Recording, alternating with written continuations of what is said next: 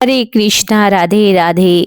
स्वागत करते हैं आपका हमारे इस YouTube चैनल पर। आप सभी का दिन शुभ रहे। आज हम इस वीडियो में जानते हैं कि देवउठनी एकादशी कब है, क्योंकि देवउठनी एकादशी को लेकर काफी कंफ्यूजन बना हुआ है। तो आज हम इस वीडियो में जानते हैं कि देवउठनी एकादशी कब है, पूजा विधि क्या होगी, शुभ मुहूर्त क्या होंगे, संपूर्ण जानकारी हम इस वीडियो में जानेंगे। वीडियो को आप आखिरी तक जरूर देखिएगा। कार्तिक शुक्ल पक्ष की एकादशी को ही देवउठनी एकादशी के नाम से जाना जाता है। इस दिन भगवान विष्णु अपनी 4 महीने की योग निद्रा से जागते हैं। कार्तिक शुक्ल पक्ष की एकादशी तिथि को प्रबोधनी एकादशी, देवउठनी एकादशी और देव उत्थान एकादशी के नाम से जाना जाता है। शास्त्रों में इस एकादशी का बड़ा ही महत्व है। इस दिन विशेष रूप से भगवान विष्णु की पूजा अर्चना की जाती है। इस दिन चतुर्मास भी समाप्त हो जाता है।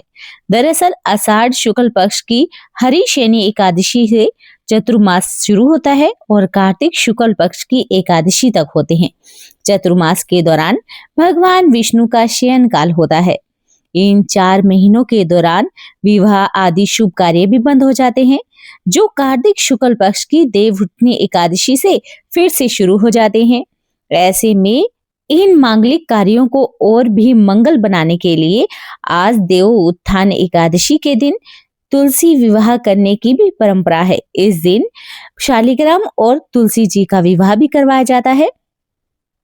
यह एकादशी साल की सबसे बड़ी एकादशियों में से मानी जाती है, क्योंकि इस दिन भगवान श्री हरि 4 महीने की योग निद्रा से जागते हैं और अपने भक्तों का उद्धार करते हैं। तो आइए जान लेते हैं कि देवउठनी एकादशी के शुभ मुहूर्त क्या हैं। शुभ मुहूर्त को आप ध्यान से सुन। वैदिक पंचांग के अनुसार कार्तिक मास के शुक्ल पक्ष की एकादशी तिथि 1 नवंबर को सुबह 9:12 से शुरू होगी, जो कि 2 नवंबर को शाम 7:32 पर समाप्त हो जाएगी।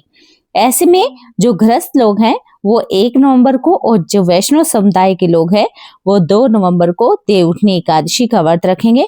दरअसल गृहस्थ लोग पंचांग के अनुसार और वैष्णव परंपरा के जो साधक हैं वो व्रत का पालन हरिवारस करते हैं। और यदि आप वैष्णव परंपरा जैसे इस्कॉन आदि से जुड़े हैं तो उदय तिथि की मान्यताओं के अनुसार आपके लिए देवउठनी एकादशी का व्रत और पूजन आदि के कार्य 2 नवंबर को करना उचित रहेगा। इसी प्रकार इस व्रत का पारण दिन यानी 3 नवंबर की सुबह 6:07 से लेकर 8:23 के बीच किया जाएगा। आइए जानते हैं कि देवउठनी एकादशी की पूजा सामग्री क्या है। गेरू और खड़िया यानी कि देवताओं के चित्र बनाने के लिए 2 स्टील की परात, एक में समान और एक ढकने के लिए चाहिए।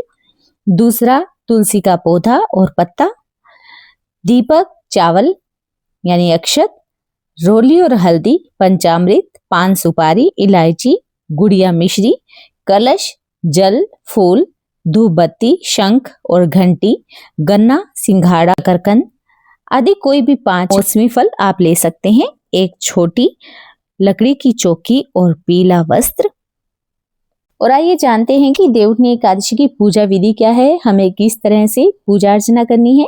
देवउठनी एकादशी के दिन प्रातःकाल उठकर व्रत का संकल्प ले लें, भगवान विष्णु का ध्यान करें, घर की साफ सफाई अच्छे से करें, स्नान कर लें। स्नान आदि कार्य से निवृत्त होकर आंगन में भगवान विष्णु के चरणों की आकृति को बनाएं। फिर एक औंखली में गेरू से चित्र बनाएं और बाएं और उस स्थान पर फल, सिंघाड़े, मिठाई, बेर, ऋतुफल जो भी आपके पास हो रखें। गन्ना रखकर उसे डलिया से ढक देना चाहिए।